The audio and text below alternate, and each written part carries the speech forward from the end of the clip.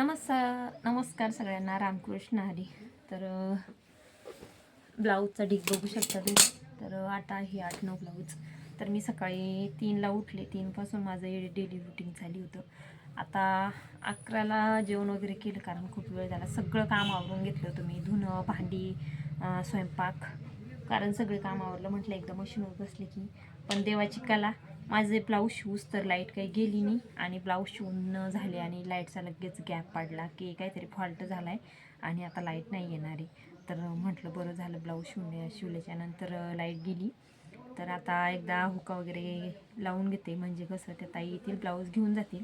त्या जे धनगरवाडा असताना, तर त्या ताई आलेल्या आहेत इकडे आमच्या गावावरती, त्यांच्या मेंढ्या बसलेल्या आहेत. मग त्या बोलल्या होत्या की आम्हाला लग्नाला, म्हणजे आमच्या वाड्यामध्ये लग्न आहे, तर लग्नासाठीचे ब्लाऊज आहे.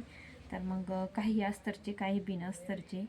तर ते ब्लाऊज आता शिवून वगैरे झाले. त्यांना मी फोन पण केला की या आणि ब्लाऊज घेऊन जा, कारण त्यांना डबल समोरच्या गावाला जायचं होतं.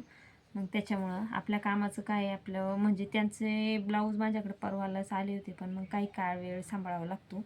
आपले पण गावातले भरपूर ब्लाऊज आहे, पण मग कसं आहे, ते आता इतकं दूरदेशी आलेले आहेत, आपल्याकडे मोठ्या आशेने ब्लाऊज घेऊन आलेत. मग आपण त्यांना वेळ केल्यापेक्षा त्यांना वेळेत, कारण त्यांनी मला सांगितलं होतं पहिले की 4-5 दिवसात तुम्ही ब्लाऊज दिलेच चालेल.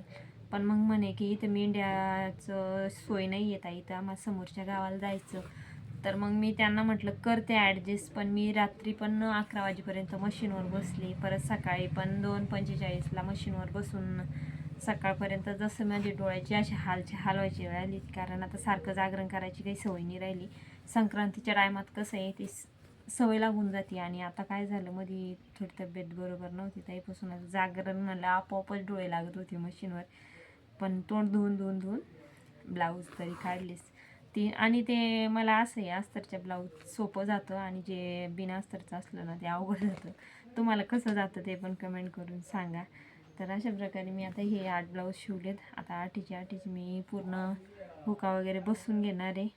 परत उद्या आमची मीटिंग लागली, त्याच्यामुळं कसं आहे, आपण उद्या घरी नाही आहे. मग काय, ते जरी आपण त्यांना जर म्हटलं असतं की नाही जमतच नाही, तुम्ही उद्या या, तर त्यांना नावीलाजानं यावंच लागलं असतं. पण मला दुसऱ्याचं मन दुखवायला नाही आवडत, की आता आपल्याला ते येतं म्हणून त्या ताईनं आपल्याकडं आणलेत ब्लाऊज.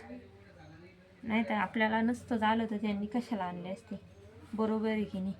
त्याच्यामुळं मग म्हटलं, तरी हे एका जणीचे 3, एका जणीचे 5, परत एक वरमायचं आहे, तर ते तसे पूर्ण मिळून 8 ब्लाऊज येते.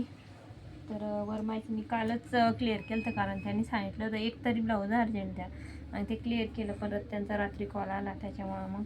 आणि माझं असं असतं, शिवलं तरी त्यातल्या त्यात बांधायचं, आणि तयार जरी झालं ना तर त्यातल्या त्यात बांधून ठेवायचं. तर आता याच्यात तुरपई राहिल्यात, एकदा याच्यात तुरपई करून घेते आणि पूर्ण मग पॅक वगैरे बांधून ठेवलं जाईल. तर कसं वाटलं तुम्हाला वेळेचं नियोजन, ते कमेंट करून सांगा. तर चला, बाय.